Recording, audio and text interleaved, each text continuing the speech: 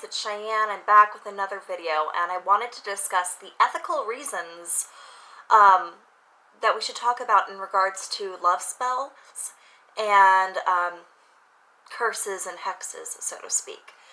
So I see a lot of information about love spells online, and a lot of them,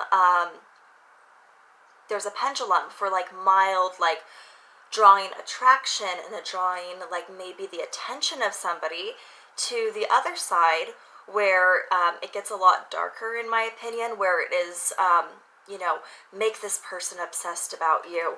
Or there's spells about like, oh, control your husband, control your wife, make them very submissive to you.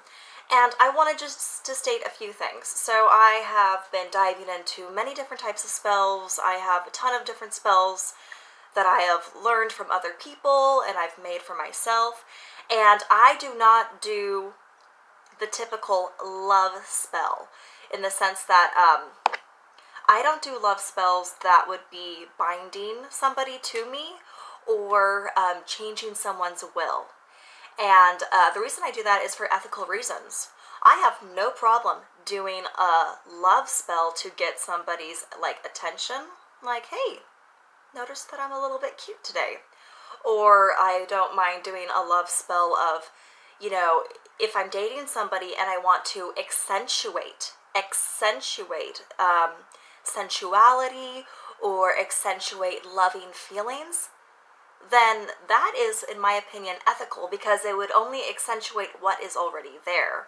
An example of this would be doing a love spell for my cat. I already love my cat, but doing a love spell, I felt just so more connected to her as my pet, and I felt just so like a stronger love towards her, a friendly love. And I had already loved her before, and that was more of an example, and it just accentuated what was already there. So if you're gonna do a love spell, I really suggest that it be, on the side of the pendulum, so to speak, where it is to accentuate what's already there. You can do love spells that would bring up your sensuality vibrations, your flirtatious vibrations. You can do spells to make yourself have more confidence and to draw other people. You can do spells that if you are in a relationship, you want to increase, like I said, the sensuality, or increase the good feelings of romanticness, if that's a word, between you and your partner. But when you dive into the other side of the spell work, where you are, controlling that person, or, making them obsessed with you, or bringing them back once they left, that's really sad. And in regards to free will, not everybody is going to be, how do I say this? Not everybody has free will that can be so flexible in regards to spell work. If you have somebody who is really grounded in who they are, then a spell going after them may not always work. A spell to change their free willpower may not always work if they're really grounded. It's people who have a bit of a, I hate to say the word weakness, but they have a little bit of a dink in their armor of who they are as a person, who are more susceptible to having spells like that come to them. And it's really sad either way, because I feel that it is one of those ethical reasons in the world of changing someone's willpower. And it's really sad, and I wanted to state, like, not everybody can have their willpower changed through spell work. Like I said, I know I'm repetitive. And either way, I don't feel that it is good karma. It is, in my opinion, wrong, because you are oppressing your willpower onto that person through the use of magic and the law of attraction, and you're manipulating the law of attraction, which is pretty much the same as magic, vice versa. It's putting out into the universe what you want back. But when you're manipulating things to a point where you are changing somebody's willpower and making them obsessed with you, it's just not okay, in my opinion.